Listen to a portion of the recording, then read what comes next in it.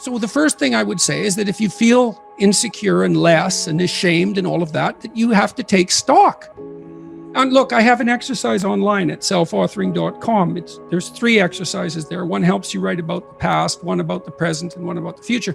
The present authoring program helps you assess your faults and your virtues.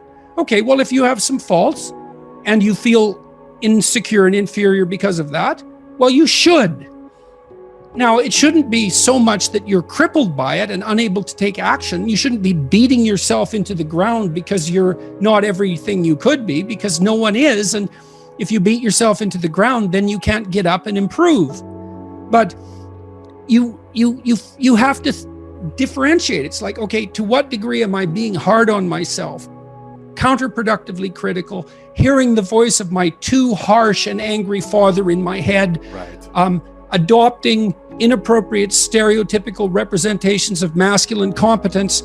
How much of my self-criticism is ill-advised? Fair enough. And you want to deal with yourself with a certain amount of care. But then along with that, there's fix your weaknesses. If you're ashamed of being ignorant, you're showing up at a party because, you claim to knowledge that you don't have and someone exposes you. Well, you can be angry at them, and you probably will, but they've actually done you a favor. They pointed out an inadequacy is a pathway that you can travel down, right? A recognized inadequacy is, it's such a gift in some sense, if it's accurate. Because you think, well, what should I do? What should I do with my life? That's a real complicated question. Right. Oh, here's an inadequacy. Excellent. You have a goal now. Rectify it. Now, you still have to think strategically and figure out how to rectify it and do it step by step. But Carl Rogers, the psychotherapist, pointed out that the person, for therapy to be successful, the person has to want to change. So they have to have recognized that they have a problem.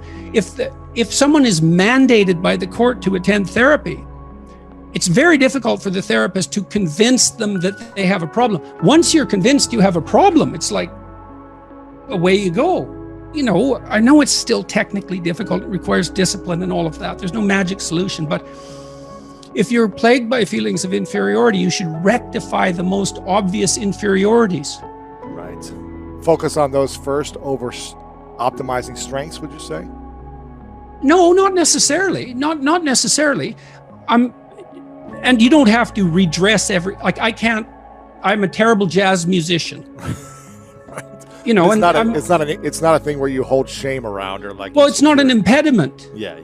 I would say that you have to rectify an inadequacy when it's clearly an impediment to your goal, or you have to shift goals. But if you're shifting goals because of an inadequacy related impediment, then you have to ask yourself, is your desire to shift the goal reliable? Or are you just taking the easy way out? Right. You can protect yourself by picking a different goal that's more difficult. That's a good mental hygiene practice, because sometimes you should switch goals rather than rectifying inadequacies. But you can fool yourself then, and that's not good. And if someone is goalless, lazy, unmotivated, not sure what they want to do, what would be a few key steps to get started to turn their life around or to find the motivation for something greater than where they're at? Well, I think a fair bit of that's probably to be found you can find it in shame. You can find it in guilt. You can find it in conscience. You can find it in anger. You can find it in interest and engagement and beauty. There's lots of pathways. If you're angry about something in the world, well, that's an indication that that's in some sense your problem, right? It's speaking to you in a moral sense. This shouldn't be that way. Well, maybe you're the person who should do something about it in some manner. Maybe it'll take your whole life to figure out how to do that. But it's bothering you for a reason. So the negative emotions can be a pathway to transformation. I'm not trying to romanticize them. They can crush you completely and leave you with nothing, right? for sure, and they can go badly astray. But shame, that's a good one. What am I ashamed of? Well, can you fix any of that? Because you might ask yourself, let's say you're so ashamed and so crushed that you're nihilistic and you can't see any hope for life. You're just done. You might think, well, what if I was less ashamed? Like, I'm not going to jump off the bridge today. I'm going to wait a year. I'm going to work on these things that I'm ashamed of, and just see, like, does my life improve enough so that I'm not so bitter about it now, or I'm not so hopeless about it now? And my experience has generally been that works. It works. And then some of it's practical knowledge too. It's like you can get a really long way with very small changes, incremental changes, micro habit changes. So aim low.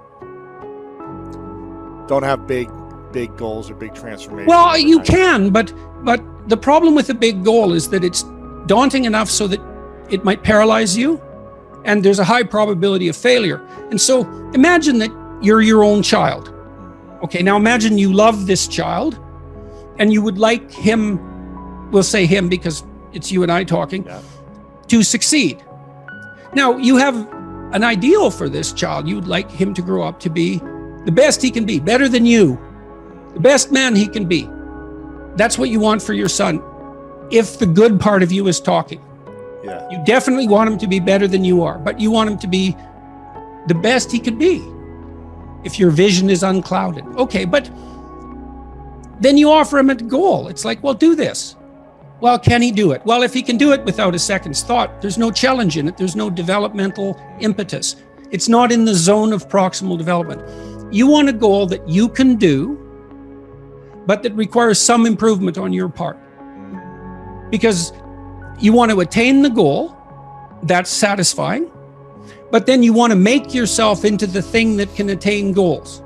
And so you want to push yourself. You want to push yourself a bit further. Yes. And there's an ample psychological literature that suggests that that's where maximal motivation is to be found. Interesting. So you're pursuing a goal, but you're also pursuing the goal of transforming yourself at the same time. You're doing both of those at the same time. Do you need to know that you're transforming yourself in order to attain the goal? Or do most people just think, I got to take these steps to make it happen, but they don't realize they're becoming better human beings? It depends on what you mean by realize. They have the sense of satisfaction and confidence that would indicate that, although they might not be able to make what that means explicit. But I would say it would be better to make it explicit. It adds one other dimension.